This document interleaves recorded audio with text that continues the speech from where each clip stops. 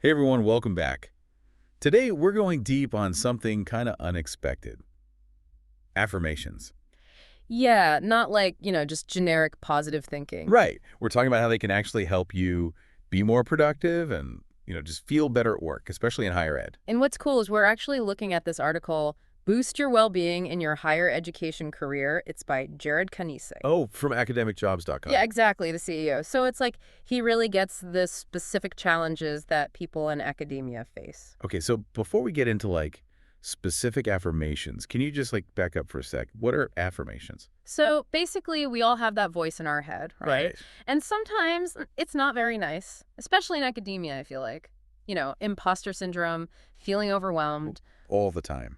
So affirmations are about consciously choosing to replace those negative thoughts with positive statements. Hmm. So Yeah. it's like you're training your brain to focus on possibilities instead of limitations. So it's not just like thinking happy thoughts, it's like really changing your mindset. Yeah, exactly. Yeah. You're actually rewiring those neural pathways. Like you're interrupting the negative thoughts and replacing them with something more constructive. I can see how that could be helpful. Yeah. So, okay, how do affirmations actually translate to benefits for my career though? Well, one of the biggest ones is stress reduction. Okay, yeah, stress is like a huge Okay. problem. And stress often comes from feeling overwhelmed or inadequate. Yeah. Affirmations help because they reinforce your belief in your own ability to handle whatever comes your way. So you approach challenges with more like calm and focus. So instead of feeling like I'm just constantly putting out fires, Yeah, I can actually be more intentional. exactly. And as you practice these affirmations, you'll probably see your self-assurance kind of grow. Oh, okay. You start believing in yourself more deeply, and that's so important, for taking on those big projects Yeah. and, presenting your work with confidence. Okay, so less stress and more confidence. What else?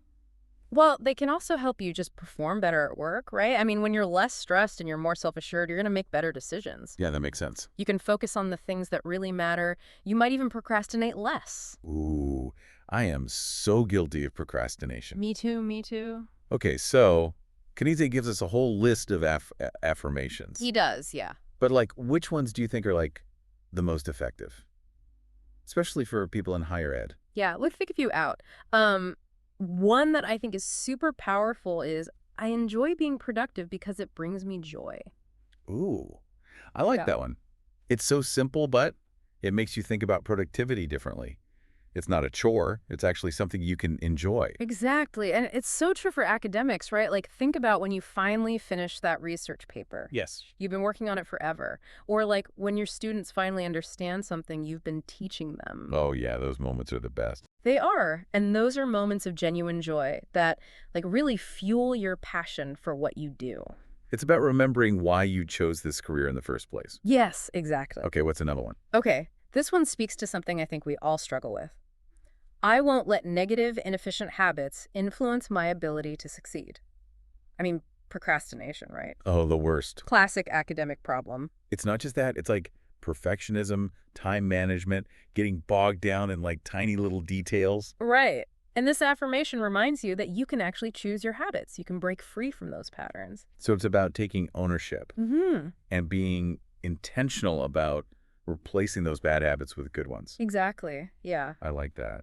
What about an affirmation to help with all the challenges of an academic career? How about this? I am solution-oriented and can overcome challenges to accomplish my goals. Ooh, that's a good one. It's that can-do attitude, Yeah, which you kind of need in academia. you do. Yeah. Because research can be unpredictable, funding can be scarce, and, academic life has its own unique challenges. For sure. But this affirmation is about reframing those challenges as opportunities for growth and innovation. It's about resilience. So instead of getting discouraged by obstacles, Yeah. I can use them to become a better problem solver. Yes. It's not about pretending the challenges don't exist. It's about facing them head on. With a positive attitude. Yes. I like that. Okay, this next one really resonated with me.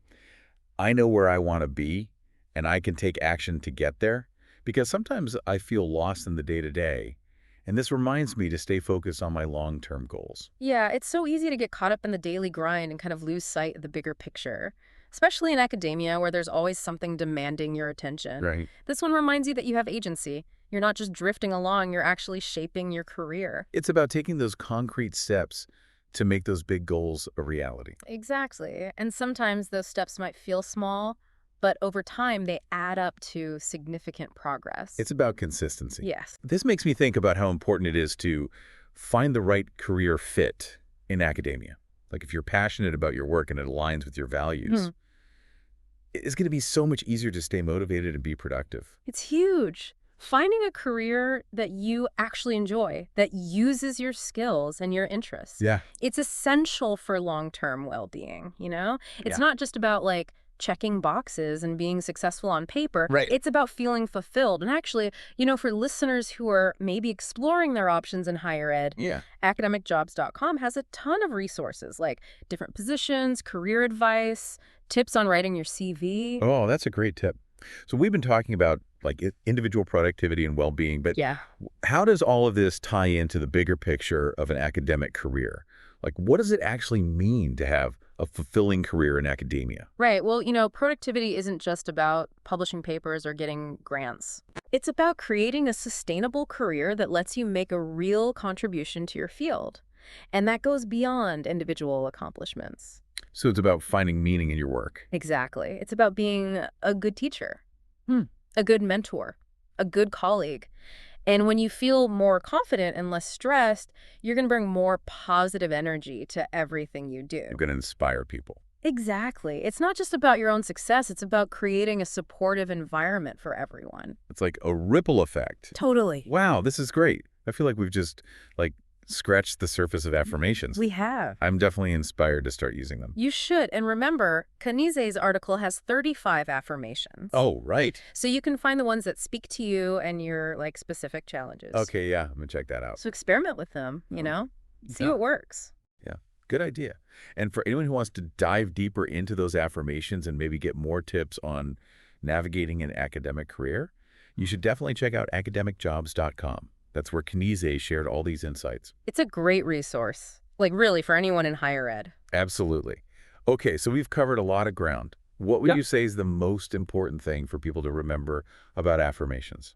I think the key is that affirmations aren't just about positive thinking. Right. It's about actually taking control of your mindset Okay. and creating real change. And that can have a huge impact, not just on how much you get done, but your overall well-being, how happy you are at work. So it's about feeling better while you're getting things done. Exactly. It's about bringing more intention to your work, more confidence, more joy. And when you do that, it kind of spreads to the people around you. It's like a ripple effect. Yeah. I love that. Yeah. So as we wrap up our deep dive into affirmations, what's one final thought you'd leave our listeners with?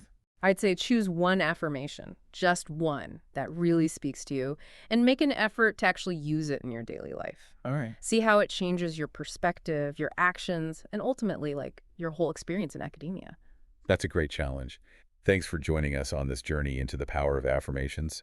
Until next time, keep those positive vibes flowing. That's such a good idea. I love that. Pick just one and try it out. Yeah, just focus on that one. Awesome. Well, thanks for joining us on this deep dive into affirmations. Until next time, keep those positive vibes flowing.